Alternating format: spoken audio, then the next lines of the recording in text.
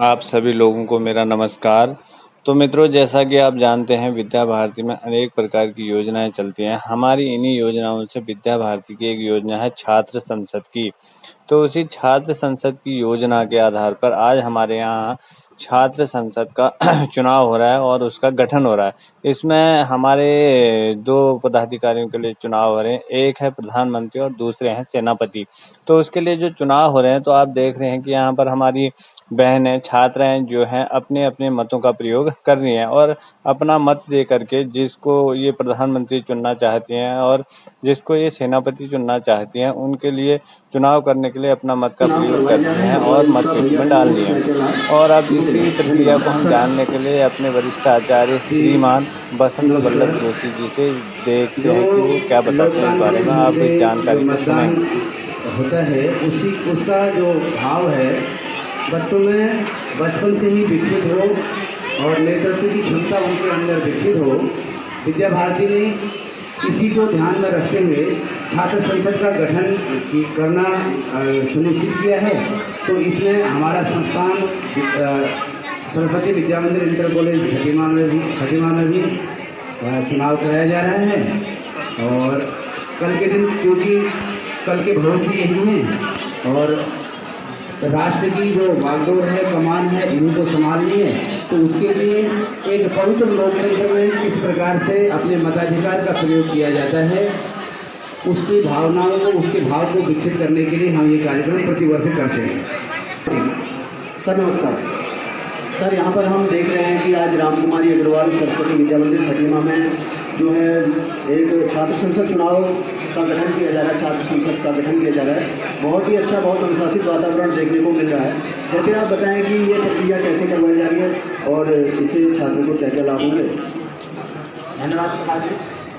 और मैं बूथ संख्या 2 पे हूँ और मेरे बूथ संख्या 2 पर 207 मतदान हो चुके हैं अभी तक। और बड़ी अच्छी बात है कि बच्चे इसमें हमारे भैया बहन जो हैं बड़ी खुशी से स्वीकार कर रहे हैं और बड़ी प्रसन्नता है उनके मन में कि सेनापति और प्रधानमंत्री। और अभी हमारा एक सेक्शन बचा है जिसके अभी मतदान होना है।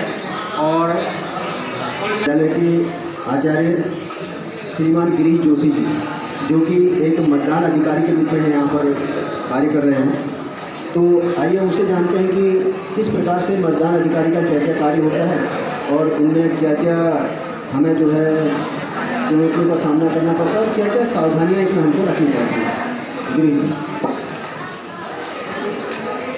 धन्यवाद गुरु जी। तो यहाँ पर आप देख रहे हैं कि भैया बहन बड़े शांतिपूर्ण ढंग से अपने मत का प्रयोग कर रहे हैं और यहाँ सेनापति के लिए और प्रधानमंत्री के लिए चुनाव हो रहे हैं। जितना सभी भैया बहन जो भी यहाँ पर उपस्थित हैं वो मतदान कर रहे हैं। और यहाँ पर है कि थोड़ा हमारा जो काम है, थोड़ा सावधानी का काम है कि हम किस प्रकार से यहाँ पर अपनी जो ड्यूटी हैं, अलग अलग ड्यूटियाँ हैं। पानी जी का काम क्या है, पानी जी करते हैं। हाँ, तो मतदाता सूची मिलाने का काम उनका है।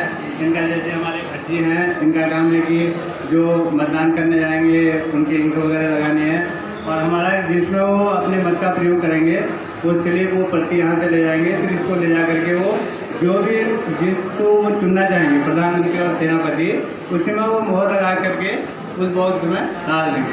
तो हमारा यहाँ पर ये सावधानीपूर्वक काम है कि हमको प्रत्येक बच्चे को स्लिप देनी है, उसकी स्याही लगानी नहीं छोड़नी चाहिए और उसकी मतदाता जो सूची होती है उसका नाम उसका जरूरी हो, तभी वो अपने मत का प्रयोग कर सकता है। यही यहाँ पर थोड़ा सावधानी पूर्वक काम करना है। बहुत बहुत धन्यवाद गिरीश जोशी।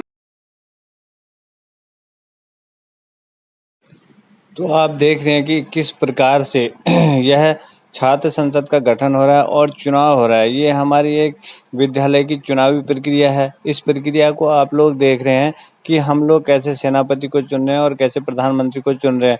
तो इसके साथ साथ ही हमारी जो छात्र संसद है उसमें सांसदों का भी चुनाव होता है। यहाँ पर तो ये लोग अपना मत डाल रहे हैं प्रधानमंत्री और सेनापति को चुनने के लिए। तो और जो हमारे संसद और संसद सदस्य और मंत्रिमंडल का गठन किया जाता है, उसका भी हम चुनाव करते हैं अलग से। वहां पर सांसद भी चुने जाते हैं और मंत्रिपरिषद के सदस्य भी चुने जाते हैं। अब देखिए भैया बहन कैसे अपना मत का प्रयोग कर रहे हैं। यहाँ पर आप देख रहे हैं कि मत देने के लिए वो लोग अपने वोट का, अपने मत की जो पर्ची है उसको वह लोग अपनी मतदाता जो है मत पेटी में डाल रहे हैं। और इसी प्रकार से हमारी ये जो छात्र संसद का गठन हो रहा है, आप देख रहे हैं कि कैसे